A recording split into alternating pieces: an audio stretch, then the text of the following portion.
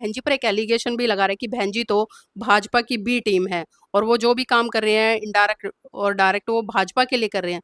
तो आप पदाधिकारी भी रहे हैं, सामान्यवर काशीराम जी के साथ भी आपने कैडर भी दिए हैं, कैडर भी लिए हैं, बहुत लंबा आपका अनुभव रहा है। तो क्या कभी आपको ऐसा लगा है कि जो बीएसपी है वो कहीं ना कहीं भाजपा करती है लेकिन कभी भी भाजपा को टारगेट नहीं करती, जबकि सत्ता में भाजपा बैठी है तो प्रश्न भाजपा से होने चाहिए, लेकिन बहन जी वहां बचती नजर आती है। ये बहुत सारे लोगों का एलिगेशन है, संघर्ष तो इस हुआ पर क्या कहेंगे? सतना रीवा लेकर के रीवा संभाग के अंदर लोगों के साथ लाठी डंडा मारपीट, यहाँ तक कि गोलियां चली।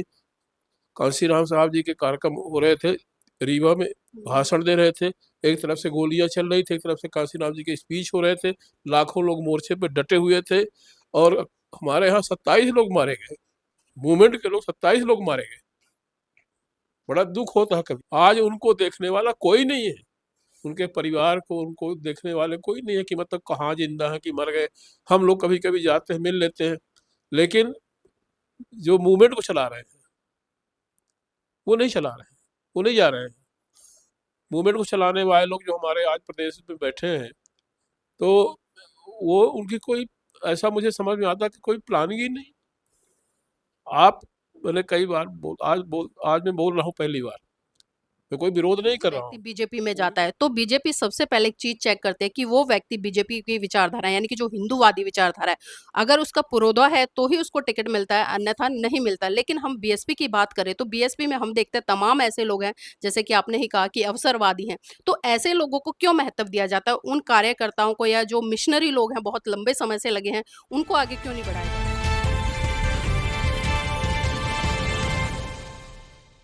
नमस्कार, आप देख रहे हैं एनबी न्यूज 24x7 नीलम बौद्ध के साथ। और साथियों, आज हूं मैं मध्य प्रदेश के सतना में। सतना में बहुत सारी बौद्ध विरासतें हैं और अपना एक इतिहास भी है।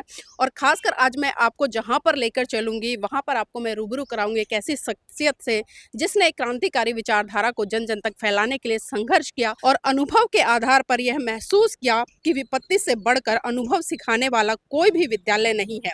जैसे समुद्र को सुखाया नहीं जा सकता, न ही हिमालय को हिलाया जा सकता है, वैसे ही हुनर को भी छुपाया नहीं जा सकता। बंदरगाह में खड़े जहाज सुरक्षित रहते हैं, परंतु वे वहां खड़े होने के लिए नहीं बनाए जाते। मुझे फक्र है कि महामानव गौतम बुद्ध, सम्राट अशोक, महान सामाजिक परिवर्तन के अग्रदूत ज्योतिबा फूले राव, माता सावित्रीबाई फूले, आरक्षण के जनक छत्रपति साहू जी महाराज, पेरियार, रामास्वामी नायकर, भारतीय संविधान के रचयिता परम पूज्य बाबा साहब, युग प्रवर्तक, बहुजनों को भारत में सत्ता के गलियारों तक ले जाने वाले महामानव काशीराम जी के संघर्षों से प्रेरणा लेकर मानवतावादी सोच को लेकर चलने वाले क्रांतिकारी वीर सुखलाल कुशवाहा जी से आज एक हम सार्थक मुलाकात करेंगे और जो उनका संघर्ष रहा है, किस तरह से उन्होंने काम किया, किस तरह से तमाम कठिनाइयां उनके जीवन में आई, किस तरह से सामाजिक, धार्मिक, राजनीतिक क्रांति को उन्होंने जन जन तक फैलाने का काम किया। तो आइए एक सार्थक मुलाकात कराती हूँ आज मैं कुशवाहा जी से। तो मेरे साथ में है अच्छेलाल कुशवाहा जी, तो उन्हीं से जानने का प्रयास करूंगी जो उनका सामाजिक संघर्ष रहा है, किस तरह से रहा है। सर, पहले तो आपका स्वागत है हमारे एनबी न्यूज 24x7 चैनल में। धन्यवाद। जी सर, जानना चाहूंगी किस तरह से आपके जीवन में बदलाव आ, किस तरह से जो सामाजिक क्रांति थी वो राजनीतिक क्रांति की तरफ बढ़ी। मैं 91 में कांशीराम साहब से जुड़ा और उनके सानिध्य में पूरे मध्य प्रदेश में मैंने काम किया। उनके जहाँ भी प्रोग्राम होते थे, रैलियाँ होती थी, उनको आना है, जाना है, रिसीव करना है, छोड़ना है, ये सब मैं उनके साथ में रहता था, करता था। और उन्हीं से मुझे बहुत सारी ज़िंदगी का अनुभव मिला, सामाजिक क्रांति क्या होती है, कैसे होती है और क्या करना चाहिए। सर, आज सामाजिक क्रांति की अगर हम बात करें तो मैं बहुत सारे लोगों को देख लेती हूँ, झंडा उठा लेते हैं, जय भीम के नारे लगाते हैं, रोड पर उतर जाते हैं। क्या इस तरह से सामाजिक क्रांति हो पाएगी या इस तरह से जो सामाजिक क्रांति की एक परिभाषा उसको डिफाइन किया जा सकता है?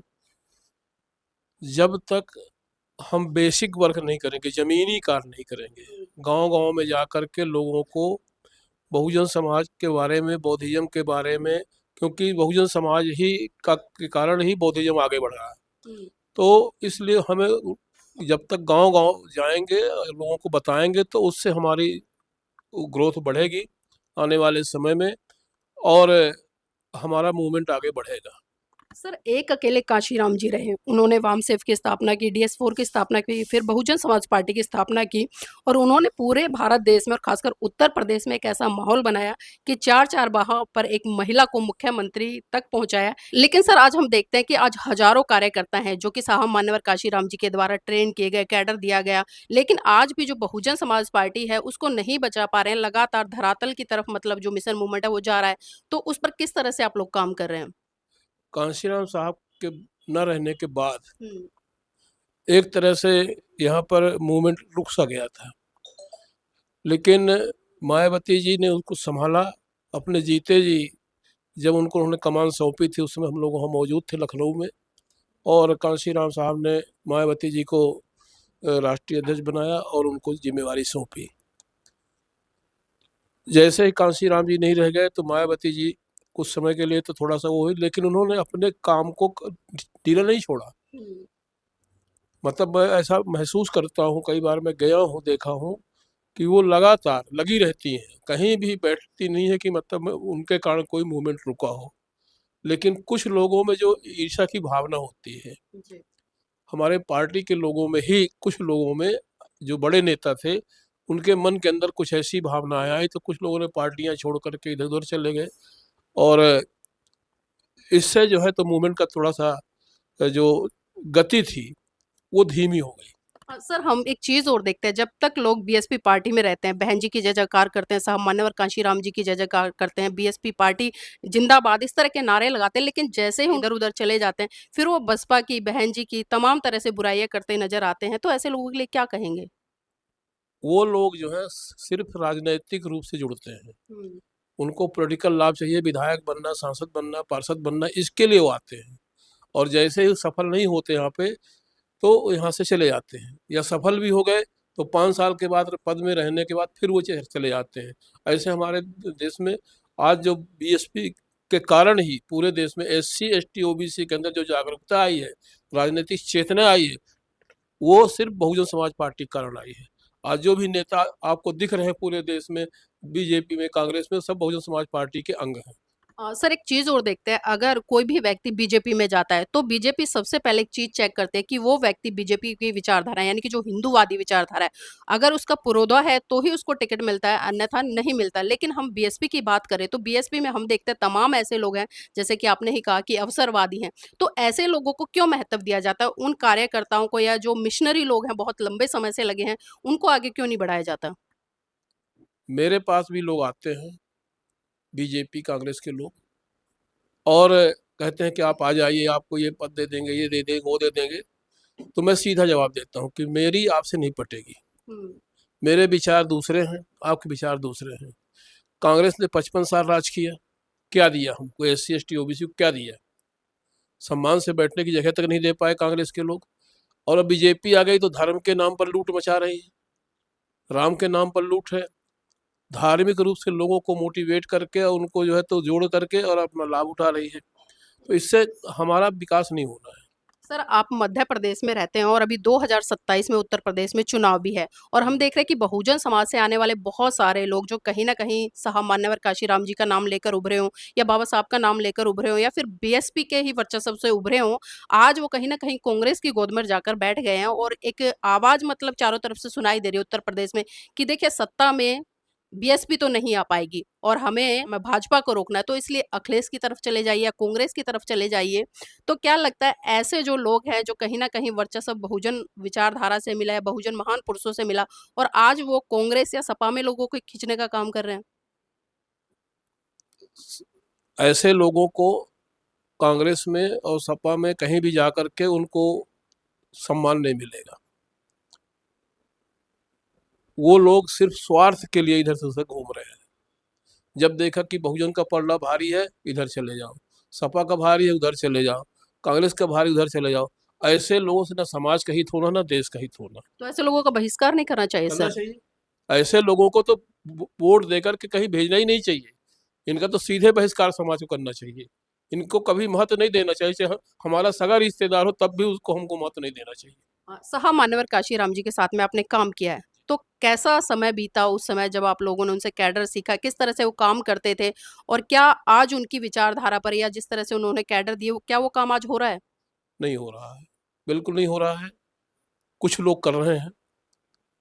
और कांशीराम जी जब यहाँ पे आए तो यहाँ पर इतना संघर्ष हुआ, सतना रीवा लेकर के रीवा संभाग के अंदर लोगों के साथ लाठी डंडा मारपीट, यहाँ तक कि गोलियां चली। कांशीराम साहब जी के कार्यक्रम हो रहे थे, रीवा में भाषण दे रहे थे, एक तरफ से गोलियां चल रही थी, एक तरफ से कांशीराम जी के स्पीच हो रहे थे, लाखों लोग मोर्चे पे डटे हुए थे और हमारे यहाँ 27 लोग मारे गए, मूवमेंट के लोग 27 लोग मारे गए। बड़ा दुख होता है कभी कभी। आज उनको देखने वाला कोई नहीं है, उनके परिवार को उनको देखने वाले कोई नहीं है कि मतलब कहाँ जिंदा है कि मर गए। हम लोग कभी कभी जाते हैं, मिल लेते हैं, लेकिन जो मूवमेंट को चला रहे हैं वो नहीं चला रहे हैं, वो नहीं जा रहे हैं। मूवमेंट को चलाने वाले लोग जो हमारे आज प्रदेश में बैठे हैं, तो वो उनकी कोई ऐसा मुझे समझ में आता कि कोई प्लानिंग ही नहीं। आप मैंने कई बार आज मैं बोल रहा हूँ पहली बार, मैं कोई विरोध नहीं कर रहा हूँ, वो भी मूवमेंट को लोग हैं, लेकिन एक प्लानिंग के साथ अगर आप फील्ड में नहीं जाएंगे, आप एक कैडर के साथ में नीचे नहीं उतरेंगे तो आपका मूवमेंट आगे नहीं बढ़ेगा। आपका मूवमेंट सिर्फ बढ़ेगा फूले साहू अम्बेडकर के मूवमेंट के साथ में, पेरियार के साथ में। अगर फूले साहू अम्बेडकर, पेरियार, संत रविदास, गुरु नानक, घासीदास, ऐसे लोगों को के विचारधारा को लेकर के अगर नीचे नहीं जाएंगे आप, तो आपका मूवमेंट आगे नहीं बढ़ेगा। हमको जाना ही पड़ेगा और हम इस काम को बढ़ाने के लिए कैडर्स तैयार करने चाहिए, ट्रेनिंग लगा करके कम से कम 100-200 लोगों को तैयार करना चाहिए, ताकि बूथ लेवल में जाकर के कैडर कैंप लगा करके लोगों को तैयार करें और आने वाले समय में जब राजनीति का समय आए उस वक्त उनको मोटिवेट करके उसमें वोट डलाने का काम करें। जी, साहब मान्यवर काशीराम जी कहते थे कि कोई भी राजनीतिक पार्टी हो, उसकी जो मजबूत जड़ें होती है वो सामाजिक आंदोलन और धार्मिक आंदोलन होते हैं। तो जानना चाहती हूँ कि मध्य प्रदेश में जो सामाजिक और धार्मिक आंदोलन है, क्या वो इस तरह से हो रहे हैं कि आने वाले समय में आप लोग सत्ता तक पहुँच पाएँ? वर्तमान समय में वो नहीं हो रहे हैं, कुछ लोग कर रहे हैं, ऐसा मैं नहीं कहता कि बिल्कुल नहीं हो रहा, लेकिन जितने बड़े पैमाने पे होना चाहिए, ग्रास रूट पे, पोलिंग स्तर पे, सेक्टर स्तर पे, विधानसभा स्तर पे उसके सम्मेलन होने चाहिए, उनकी चर्चाएं होना चाहिए जैसे पहले होती थी, उस तरह के प्रोग्राम नहीं हो रहे हैं। ये हो क्यों नहीं रहे? कारण क्या है? ऊपर से कोई दिशा निर्देश है या फिर जो पदाधिकारी नियुक्त किए जाते हैं या प्रभारी लगाए जाते हैं, वो नहीं करते? नहीं, ऊपर से कोई दिशा नहीं। बहन जी तो हमेशा कहती है कैडर कैंप चलाइए, पोलिंग बूथ पर चलाइए, तैयारी करिए, लोगों को विचारधारा को फैलाइए, कभी नहीं सोचती हैं ऐसा। उन्होंने तो इस मूवमेंट को आगे बढ़ाने के लिए अपनी पूरी सारी जिंदगी लगा दी है।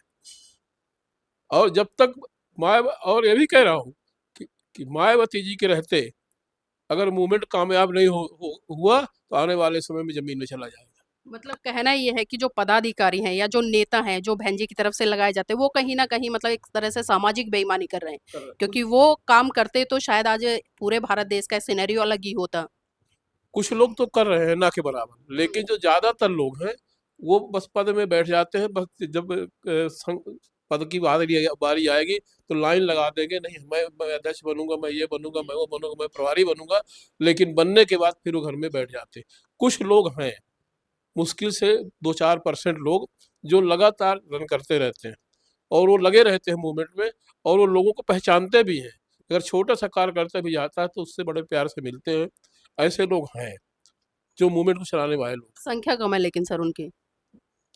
संगठन नहीं, संख्या कम है ना जो लोग काम कर रहे हैं। संख्या कम है। जो जिस जिस पैमाने पर लोगों को तैयार होना चाहिए था, है, क्योंकि हर जिले में कम से कम एक विधानसभा में एक व्यक्ति होना चाहिए जो पूरे समाज को मोटिवेट करे। एक व्यक्ति ऐसा होना चाहिए 24 घंटे का आदमी, और उसको चलने के लिए, उसको व्यवस्था करने के लिए जो वामसेव के लोग हैं, वामसेव तो काम करते ही नहीं है। वाम सिर्फ सक्रिय नहीं है यहाँ पर। नहीं, बिल्कुल निष्क्रिय है। वो सिर्फ तनख्वाह उठाते हैं, घरों में बैठे बैठे वहीं से भाषण देंगे। कहीं बाहर निकल करके किसी भी एक फील्ड में जाकर के किसी गांव में, गली में, अपने मोहल्ले तक में वो मीटिंग नहीं करते हैं जा करके कि हम विचारधारा को बताएं कि हमारी विचारधारा क्या है, हमारे बच्चों को कहाँ से क्या मिलेगा, हमारी पीढ़ी आगे कैसे बढ़ेगी, इसके बारे में कोई बात नहीं करते हैं। जी, आदरणीय जी, अभी हम देख रहे हैं क्योंकि बहन जी लगातार काफ़ी सक्रिय हैं 2027 के चुनाव को लेकर। तो मैं जानना चाहूँगी जिस तरह से वो कार्यकर्ताओं को बुला रही है, मीटिंग कर रही है, तो क्या इस तरह से जो वामसेव के पदाधिकारी हैं या जो वामसेव के कार्यकर्ता हैं, उनके साथ भी बहन जी कुछ चर्चा कर रही हैं इस तरह से कि भई आप लोग काम कीजिए, लोगों को जगाइए? क्योंकि बुद्धिजीवी समाज है, नौकरियों पर है, आर्थिक रूप से भी संपन्न है, तो क्या ऐसी कुछ गतिविधियाँ चल रही हैं पार्टी में? हाँ, नहीं वो बुलाती हैं, लोगों को मोटिवेट करती हैं, बताती हैं कि आपको ये काम करना चाहिए और वो कितना करते हैं, अपने दायित्व को कितना निभाते हैं, ये उनके ऊपर है। तो उसका फीडबैक नहीं होता? नहीं होता है, संज्ञान में लेती हैं बहन जी और उसको देख-रेख भी करती हैं और लोगों को कार्यकर्ताओं को भी लगाती हैं कि देखो ये क्या कर रहे हैं, ऐसा नहीं है। हुँ, हुँ। लेकिन वो अपने जो विचारधारा को फैलाने का काम है, उस बड़े पैमाने पर नहीं कर पा रहे हैं, क्योंकि वामसेवक का काम है कि अच्छे कैडर्स तैयार करके फील्ड में छोड़ दो। अच्छे कैडर्स बना करके उनको जगह-जगह लगा दो। ये काम बहुत कम हो रहा है। अच्छा, आजकल हम देख रहे हैं जो विपक्षी लोग हैं वो बहन जी पर एक एलिगेशन भी लगा रहे हैं कि बहन जी तो भाजपा की बी टीम है और वो जो भी काम कर रहे हैं इनडायरेक्ट और डायरेक्ट वो भाजपा के लिए कर रहे हैं। तो आप पदाधिकारी भी रहे हैं, सामान्यवर काशीराम जी के साथ भी आपने कैडर भी दिए हैं, कैडर भी लिए हैं, बहुत लंबा आपका अनुभव रहा है। तो क्या कभी आपको ऐसा लगा है कि जो बीएसपी है वो कहीं न कहीं भाजपा की बी टीम है? बहन जी की विचारधारा जो है, बुद्ध की विचारधारा है और बौद्धिस्ट विचारधारा का व्यक्ति कभी भी उस मूवमेंट की तरफ देख भी नहीं सकता है। बहन जी कभी भी नहीं देखती है कि मतलब कौन क्या है। वो अपने बारे में, हाँ, अगर वो चुनाव नहीं लड़ेंगी तो जो दुश्मन है, विरोधी पार्टी है, वो बदनाम करती है कि ये तो बी टीम हो गई। अब उनकी स्थितियाँ नहीं है, कितने लोग अभी जैसे चुनाव आएगा 27 का, हुँ। कैसे लड़ेंगी, क्या लड़ाएँगी, ये उनके ऊपर है, क्योंकि राष्ट्रीय अध्यक्ष हमारी हैं और वो हमेशा मूवमेंट के बारे में सोचती हैं, तो मूवमेंट के भलाई के लिए ही सोचेंगी। अगर चुनाव नहीं लड़ाती हैं, नहीं लड़ती हैं, तो तो वो मूवमेंट के लिए कि मतलब हमारा मूवमेंट, क्योंकि हमारे लोग पैसा नहीं है, अब पैसे नहीं है, धन नहीं है, हम लोग साल में एक बार पैसा 15 जनवरी को उनको देते हैं पैसे, पूरे देश से इकट्ठा करके करोड़ों रुपए देते हैं और उसी पैसे से वो काम करती है, कोई स्रोत तो है नहीं और धन की कमी के कारण कभी-कभी वो लोगों को पीछे हट जाती है और इसके कारण जो है तो दुश्मन कहता है, जो पार्टियां विरोधी पार्टियां हैं, कि ये भाजपा की बी टीम हो गई। कैसे बी टीम हो गई? किसी कैंडिडेट को उनके समर्थन से चुनाव लड़ा दिया, उनका समर्थन कर दिया, कहीं बोल दिया कुछ, मतलब एक तरह से मतलब आरोप लगा करके किसी को बदनाम करने की जो साजिश होती है, आरएसएस और बीजेपी जो है, झूठ को सच साबित करने में सबसे बड़ा संगठन है वो। जी, आदरणीय जी, एक एलिगेशन और लगता है क्योंकि मैं बात वही कर रही हूँ क्योंकि जो सोशल मीडिया से आती है, लोग चर्चाएँ करते हैं, वो ये भी कहते हैं कि जब बहन जी की सभाएँ होती हैं, तो बहन जी कांग्रेस को टारगेट करती हैं, सपा को टारगेट करती हैं, लेकिन कभी भी भाजपा को टारगेट नहीं करती। जबकि सत्ता में भाजपा बैठी है, तो प्रश्न भाजपा से होने चाहिए, लेकिन बहन जी वहाँ बचती नज़र आती है। ये बहुत सारे लोगों का एलिगेशन है, तो इस पर क्या कहेंगे? ऐसा कुछ नहीं है, उनके सोच और समझ में कमी है। हुँ। वो दूसरे तरीके से सोचते हैं, बहन जी अपने तरीके से सोच समझ के बात करती हैं। राजनीति में अगर हम ऐसे ही सब बात करते रहेंगे तो ठीक नहीं बात है, लेकिन दोनों पक्ष को विरोध करने के लिए एक तरीका सोचना पड़ता है। कोई भी बात है, कौन सी बात कहाँ कैसे कब कहनी जी। है ना? तो हमें, जो लोग ये आरोप लगाते हैं, तो वो नासमझ लोग हैं। उनकी इतनी समझ है ही नहीं कि हम राजनीति करते कैसे हैं, क्या करना चाहिए, हमको क्या नहीं करना चाहिए। अगर इनके समझ होती तो आज तक सत्ता में होते, बिल्कुल। हैं? तुम्हारा वोट ज़्यादा है, तुम्हारा सब कुछ ज़्यादा है, तुम्हारे पास धन की कमी नहीं है। कांशीराम साहब 1 नोट और 1 वोट की बात करते थे, हैं? फिर 5 का नोट की बात किया। भाई 5 का 10 का नोट है। दिन भर में तुम पान, चाय, बीड़ी, सिगरेट पी करके 10 रुपए, 50 रुपए, 100 रुपए फूँक देते हो और पार्टी के लिए तुम 10 रुपए नहीं दे सकते हो? और आरोप लगाने के लिए बड़े-बड़े आरोप लगाओगे। मतलब ये वही लोग हैं जो कभी मिशन मूवमेंट से नहीं जुड़ते, पार्टी को समर्थन नहीं करते, ना अर्थ से, ना शर्म से, वही एलिगेशन लगाते हैं, ऐसा जो कहना है? जी। बीजेपी, कांग्रेस के चमचे हैं, जो बिके हुए लोग हैं, वो इधर भी हैं। वो झंडा उठा, जैसे आपने कहा ना पहले कि झंडा उठा करके बीएसपी बीएसपी चिल्लाते हैं, वही लोग हैं नकली लोग, जो बीजेपी से मिले हुए लोग हैं, आकर के झंडा पकड़ करके यहाँ चलते हैं और फिर जब वक्त निकल जाता है तो फिर वही लोग बदनाम करते हैं। जी, क्योंकि मैं दर्शकों को भी बताती चलूँ और बाबूजी को भी बता दूँ, मैं ऐसा बाबूजी इसलिए कह रही हूँ क्योंकि जब मैंने भी दिल्ली से विधानसभा का 2019 में चुनाव लड़ा, मैंने खुद देखा कि लोग टेबल तो बीएसपी की लगाकर बैठे थे, लेकिन वोट आम आदमी पार्टी को डलवाते नज़र आ रहे थे क्योंकि पटका डालने से कोई मिशनरी नहीं हो जाता, पार्टी का समर्थक नहीं हो जाता। तो साथियों ये बात भी सोचने वाली है, खाली एक हम बहन जी पर सारा ठीकरा फोड़ते रहे, लेकिन अभी आदरणीय जी ने बताया कि जो पदाधिकारी नियुक्त किए जाते हैं, चाहे वो प्रभारी के तौर पर हो, अध्यक्ष के तौर पर हो, या विधानसभा पर लगाए गए हो, या जिले स्तर पर लगाए हो, तो ये भी उनकी नैतिक ड्यूटी बनती है कि वो साहब मान्यवर काशीराम जी के उस त्याग, समर्पण, बलिदान को समझे, क्योंकि उन्होंने त्याग किया तो पार्टी इतनी गति से बढ़ी। 4-4 बार उत्तर प्रदेश में हमें एक महिला को मुख्यमंत्री के तौर पर देखने को मौका मिला, और जो शासन प्रशासन अनुशासन बहन जी के शासनकाल में रहा, आज भी आप किसी से पूछ लीजिए, हर व्यक्ति ये कहता नजर आता है कि जो लॉ एंड ऑर्डर है, बहन जी के शासनकाल जैसा आज तक केंद्र में भी नहीं देखा, किसी राज्य में भी नहीं देखा।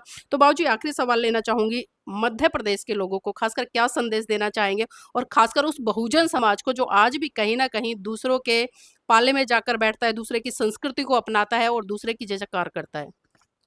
बहुजन समाज को मैं यही संदेश देना चाहूँगा कि आने वाले समय में जब भी इलेक्शन हो तो आपको बहुजन समाज पार्टी के साथ में रह करके उसको साथ जिताना चाहिए और उसके जनप्रतिनिधि बना करके भोपाल और दिल्ली में बैठाना चाहिए, तभी आपका हित होगा, नहीं तो कोई हित होने वाला नहीं है।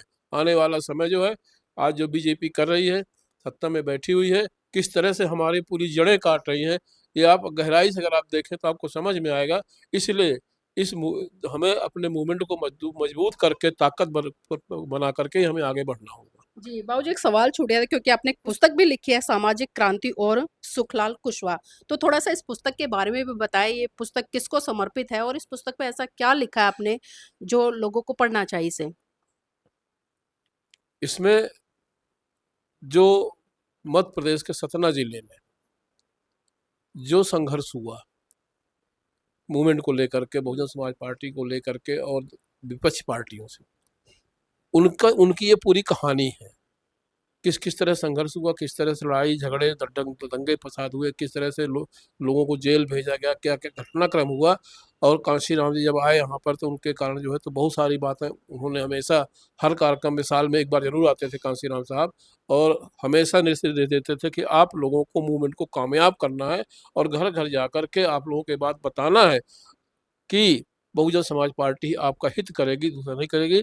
और सुखलाल कुशवाहा जैसे लोग यहाँ से 2-2 मुख्यमंत्री को हरा करके दिल्ली पहुंचे तो कांशीराम जी की बहुत खुशी हुई। वो कांशीराम जी के बगले में ही रहते थे, तो कांशीराम साहब सुखलाल कुशवाहा को बहुत चाहते थे। इसलिए मैं कहना चाहूँगा बहुजन समाज को कि आने वाले समय में उनके नाम का जो फायदा लोग उठा करके इधर उधर भाग रहे हैं, बीजेपी कांग्रेस में जा रहे हैं, ऐसे लोगों सतर्क रहें और जो असली मूवमेंट का व्यक्ति है उस मूवमेंट को साथ में लेकर के आप लोगों को आगे बढ़ना चाहिए। यही मेरा संदेश है कि आने वाले समय में आप लोग बहुजन समाज पार्टी को मजबूत करेंगे, कामयाब करेंगे।